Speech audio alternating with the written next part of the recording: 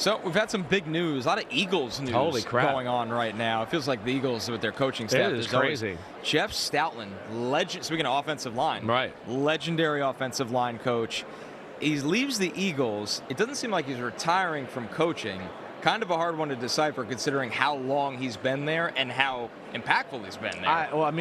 It's huge. I mean, this is one of the best offensive line coaches that we've known in football for the last 20 years. Right. I mean, he's up there. He might be. There's an argument for number one. Number one, right. He's definitely in that conversation. His eye for talent, I think, is probably no doubt number one.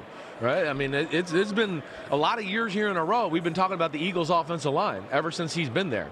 And that's because he obviously has the ability to watch it on film and go, ooh, wait, this guy's good. And then sees him in person, learns the guy a little bit, and then goes, wait, he'll fit with us. We like it. All right? So that's the first thing. I mean, yeah, that's special. But to the overarching point, and again, this is where Super Bowl week's a little crazy because I might not be texting as many people around the league and things and knowing, but it all looks odd in Philadelphia right now. I don't think there's anything crazy there. I know Philadelphia people who I got a lot of people in my social media with Philadelphia where they're like, oh, maybe Chris is right. And I still see stuff of oh, Chris is an idiot. He just wants to hate on Hurts and all that. And no, I don't. I'm just telling you those are some of the things that are going on behind the scenes in the NFL.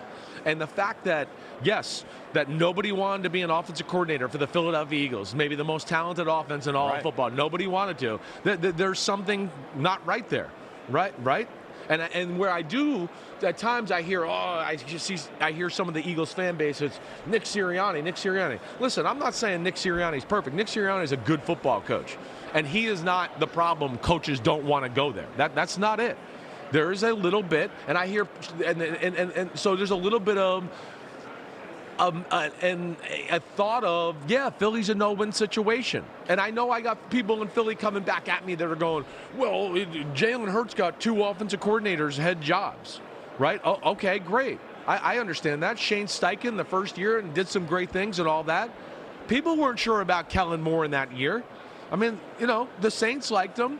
But, I don't think everybody was like, oh, my gosh. It was not a hire that was celebrated. It was not celebrated. And good for Kellen Moore. They had a good year, especially the way they finished. Well, and I think he even showed there in Philadelphia he couldn't do everything he wanted on the offensive side of the ball with that quarterback in Philadelphia. So that kind of handicapped him a little bit from that standpoint.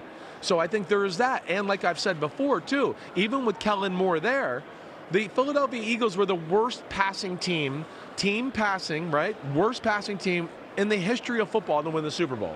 So, there's people that are looking at that, and the fact that all these smart offensive minds are out there to be offensive coordinators and none of them really wanted the job, and now you have this on top of it, I just go, man, what's going on around there right now? This is a bombshell, especially right away. You have somebody like Jason Kelsey come out and tweet, there's absolutely no one I credit more with the career I had than Jeff Stoutland. Right. I mean, that's a legend of the organization, knows a thing or two about being the guy in that offensive line room, and pushing it all to Jeff Stoutland. Yeah. It's going to be really interesting because you lose a lot of stability you had, Stoutland. You hire Sean Mannion, who we admittedly, we don't know what that's going to look like. No. But this is one of the most inexperienced offensive coordinator hires I've seen for a prestigious job.